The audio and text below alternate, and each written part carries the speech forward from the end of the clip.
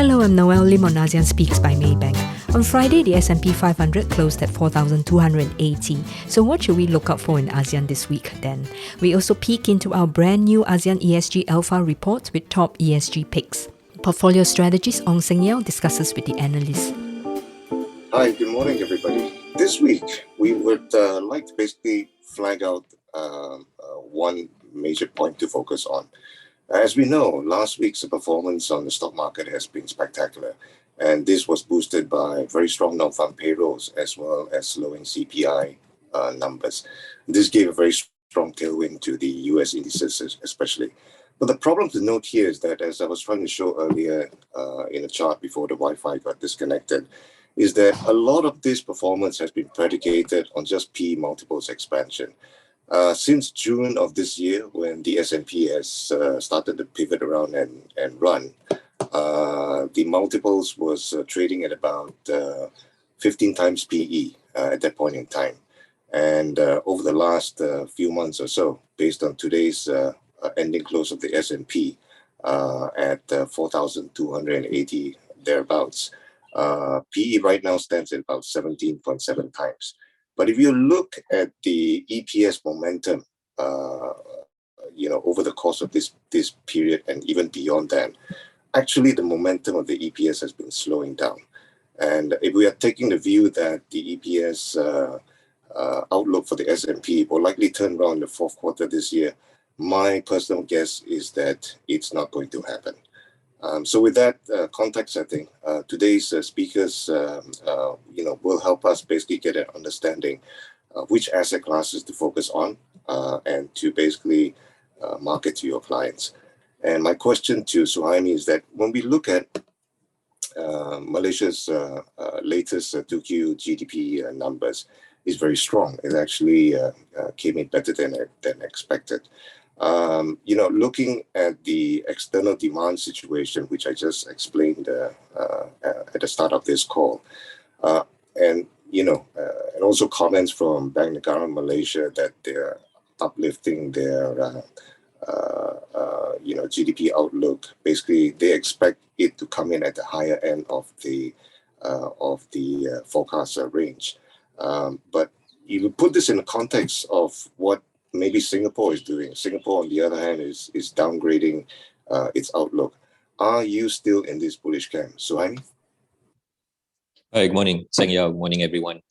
I think within context of Malaysia's recently released second quarter GDP, we actually maintain our GDP growth forecast of 6% for this year and 4% next year. So after the 6.9% growth in the first half, our 2022 full year 6% growth forecast actually implies moderation in economic growth to around 5% in the second half, and that will continue to 2023 to around 4%.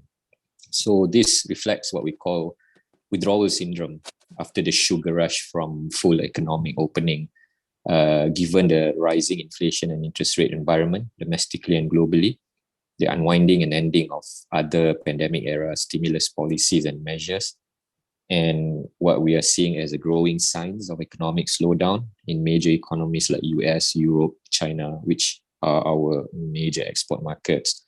So in a nutshell, I think we are more of a cautious camp rather than in the bullish camp. Okay. No, Suhaimi, when we look at then just the other parts of the economy that is driving this nice GDP, this GDP story, this only leaves us with the consumption side and the investment side to focus on.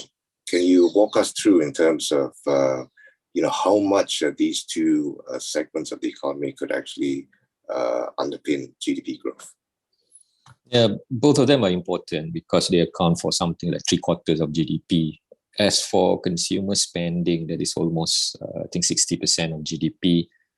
For the second quarter, for the first half of this year, we had pent up consumer spending from a full economic opening. You got stimulus from another round of EPF withdrawal, plus the options for lower workers' contribution rate to EPF of 9% against the standard 11% that was extended to first half of this year from last year. we had the rush to make bookings for cars before the end of the sales tax exemption on 30th June. But basically, we expect moderating consumer spending growth ahead as the earlier mentioned environment of rising inflation and interest rates eventually bite into disposable income and purchasing power. And as more and more money will have to be allocated for costlier essentials at the expense of discretionary spending, perhaps the more interesting outlook for Malaysian economy is investment. It stirred back into life in second quarter after a somewhat stagnant first quarter. And we expect the growth momentum to be sustained on the back of the realization of record high approved private sector investment last year, especially in the electronics industry. The rollout of 5G infrastructure capex after the delay in the first half of this year, given the tussle between government and telcos over the whole project, the ownership structure and so on, as well as progress in major infrastructure projects following full economic opening after the disruptions and delays due to the ins and outs of lockdown past couple of years. Yeah, Suhaimi, I take your point on consumption earlier. In the event of GE15 being triggered this year, do you think that the consumer sector will get a stronger boost in that scenario? I think perhaps your question is relating to, as to whether or not there's going to be goodies thrown out to people. But I guess it all depends on the timing of election vis-a-vis the budget 2023. So obviously, if this election is going to happen before budget 2023, perhaps there won't be as much goodies that can be basically offered by the government to people. But if, let's say, the budget 2023 is going to be announced before the dissolution of parliament, then it is possible that budget 2023 will contain some extra goodies for feel-good factors for consumers. So I think it really hinges on the relative timing between the election and budget 2023. Okay, thanks. Could just invite Anand for one last comment. In that nice backdrop that Suhaimi just painted, if at all the GE is a possibility this year, what might be your top calls that could actually ride on that theme? Anand? Yeah, hi, morning Seng, morning everyone. So I think traditionally in the run-up to elections, the construction sector tends to get a lot of attention. It's viewed as a sort of proxy for election feel-good, contract awards, etc. This time around, yes, there have been some new projects talked about, in particular MRT3 coming back on the table. But with the elections a couple of months down the road, perhaps a bit too late for any major announcements to be made in the construction space. Having said that, our top pick in that space, Gamuda, sort of straddles both an election play by having a very good chance of winning MRT3 contracts because they were the main contractor for MRT 1 and 2, but also provides some protection on the downside from having a lot of overseas contract wins over the last 1 year. So for construction, definitely Gamuda would be the place we would be. I think the other play for sort of elections in terms of a feel-good factor perhaps would be the consumer sector. And in that space, it really depends how you want to be positioned. If you want a very defensive sort of proxy exposure, we would recommend the REITs like Pavilion REIT, which is a retail REIT, or the malls like Aeon Mall, which is showing a very nice recovery in footfalls and falling off support for its tenants as well who are recovering. So that's a double support for earnings recovery. If you want discretionary consumer, you can see from this list here, we have something like Heineken on that. Results just came out, they're very good. Also in the auto space, Burma's Auto, which is doing very well. If you want staples, which is also quite defensive, Farm Fresh or Berjaya Food, which has a Starbucks franchise, is definite possibilities for your portfolio.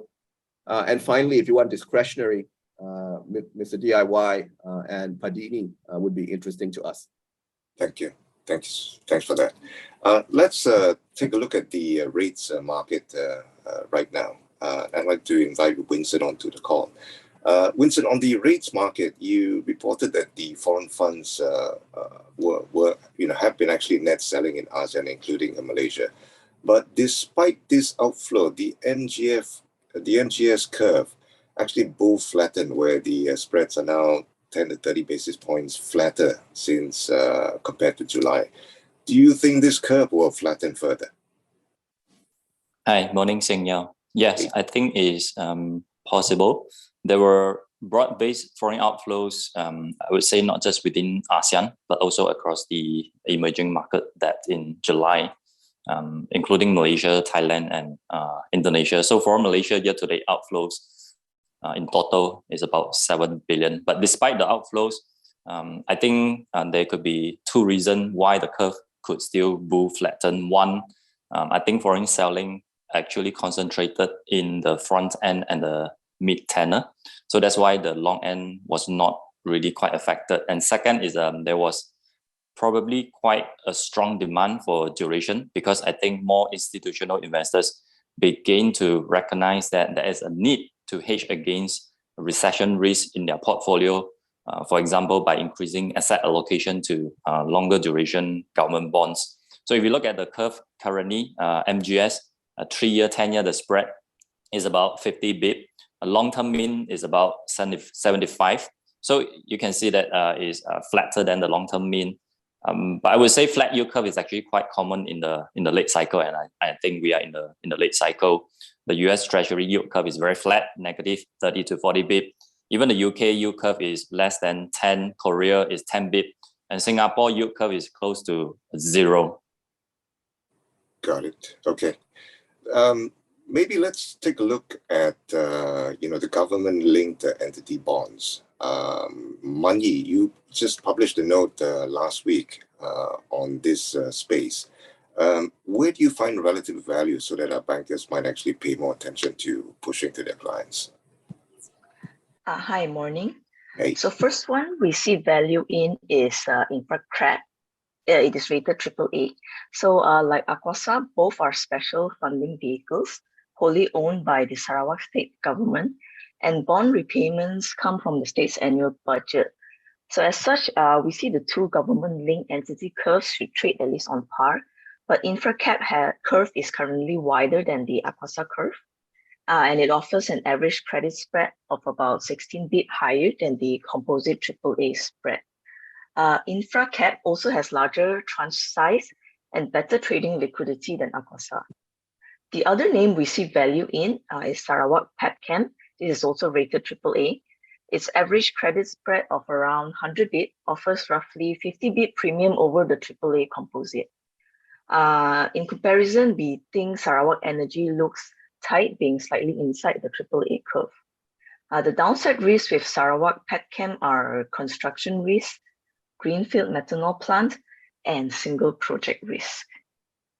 Okay, thanks, Mun Yi. So staying on this theme of rates, I want to move to Thailand right now, and I'd like to bring Julia into the call. So Julia, the BOT just raised its benchmark rate for the first time in 4 years by 25 basis points, which was broadly in line with market expectations. With inflation running high at over 7% year on year, and a really deep negative real interest rates, why did the BOT choose not to surprise with a steeper rate hike? Juliet? Morning, everyone.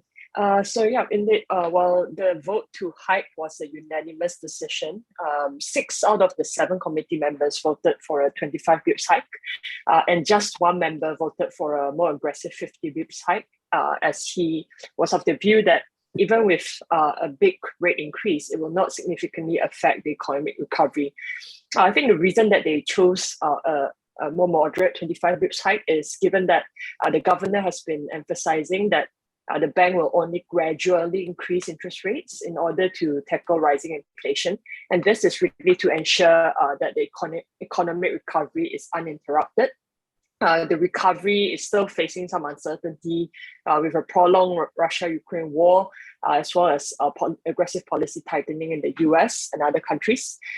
And also, if you look across the ASEAN 6 countries, Thailand is still the laggard when it comes to GDP growth. We are looking at second quarter GDP, which will be out today, to come in at 3.5% in the second quarter. And if you compare with the rest of ASEAN, it's the only economy yet to return to pre-pandemic levels.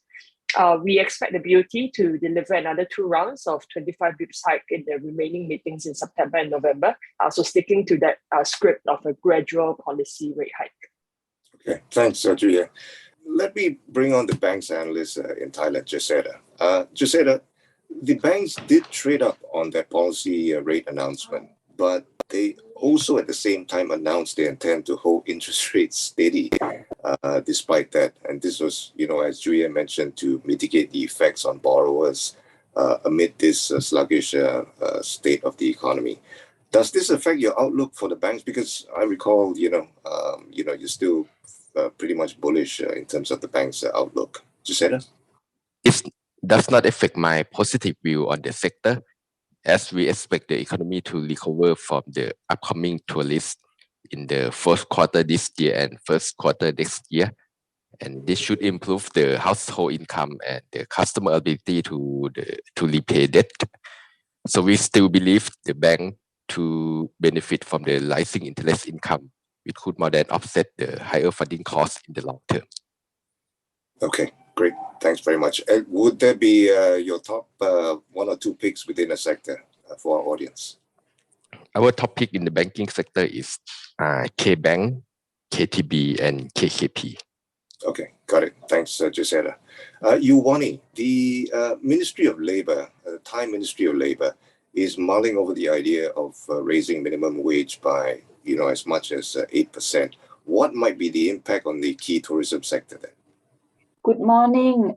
Those who work in the tourism sector are not exactly minimum wage earners. However, given the inflation, we expect the tourism sector to raise the wages too. We expect this to impact the core earnings next year by 5 to 25%.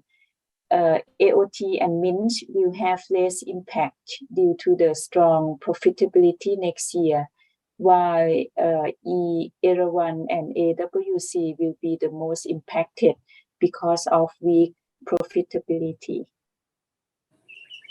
Okay, all right. Thanks for that, Yuwanee. Lastly, on Thailand, I want to talk a little bit about the utilities because this technically should be defensive in light of the state of the economy. Kun Wasu, on the telco sector, you downgraded True despite its merger plans with DTAC. Can you tell us why? Okay, good morning, everyone. So I downgraded the rating on DTAC from buy to hold mainly because of the lack of the upside to our target price. And when there's less upside, I want to emphasize more on the risk, especially on the risk of the merger approval. So there's still a risk that the merger approval could be delayed, or there could be harsher than expected measures on the telco industry and on the merged company after the merger is approved. So the merger I'm talking about is the True and DTAC merger. And I'm noticing that there could be a question on bonds, the corporate bonds issued so coming to that. Okay, the bond by True as well. So I wouldn't be worried too much about the default because True at the end of the day is part of the one of the largest conglomerates in Thailand, which is CP Group. And I don't think CP Group would hurt their reputation to default on the loans. So especially if the bond has only like 2 to 3 years of repayment term, I think that should be fine. But if you ask me, would I invest in the bond with around 5% interest rate? I would prefer investing in DIF. DIF is an infrastructure fund. It's essentially a sale and leaseback agreement by True many years back. And there has been a couple of asset injections into the infrastructure funds over the years. And the infra fund offers around 7.5% yield. So the yield is slightly higher than the bond, but the risk is essentially the same, which is the default by true. Okay, thanks. Yeah. Thanks for that. So basically, not in favor of the bonds. You would rather go for the infrastructure fund Right. at 7% yield. Thanks very Right. much for that. Let me just bring on Jigar for the last topic for the day, and that is on ESG. Now, Maybank's ESG research desk that is headed by Jigar has just launched its inaugural edition of the ASEAN ESG Alpha report. This will be a series of reports starting with basically, how ESG, what ESG's impact is in terms of our coverage. And then Jigar will be following up with country-specific reports from this point onwards. So Jigar, let me first ask you, what are the sectors that ESG has helped deliver alpha in your latest report? I thank you, Seng. So when we looked at the overall ASEAN coverage of MIBG, which is about 202 stocks, we found that the banking and financial services, real estate and REITs, technology, consumer staple, consumer discretionary, and telecom, these sectors had maximum companies which were in the high, ESG influenced companies in terms of their ESG integration with their reporting, in terms of their overall risk exposure, and in terms of their other practices. So these are the sectors I would say were kind of all encompassing across the ASEAN. No, Jigar, on that screen that we're looking at right now, the title of the report is very telling. Evidence of better ESG driving outperformance. Now, my question is basically on the whole, do you think ESG style investments actually will pay off over the long run? Yes, it should. There are sort of meta surveys on this at a global level in the past few years, and we have been seeing increasing evidence. But obviously, when we compare Asia with Europe or US, clearly the data points are less because we are still we must accept it that both in terms of the equity funds, we are less than 2% of the global ESG allocations. And the same is the case with the green and sustainable bonds. So that way, the discovery of the ESG integration and outperformance is less in this part of the world, but it is only increasing by way of the mandatory requirements, the regulations which are being shaped very quickly in our region, and a lot of voluntary action from companies and sector coalitions. So I think this is definitely going to increase substantially. It's going to be a mega trend over the next few years. That's awesome, Jigar. Hanchin, let me just ask a final question, as you have now prepared the quantitative statistics to back the conclusions in this report also.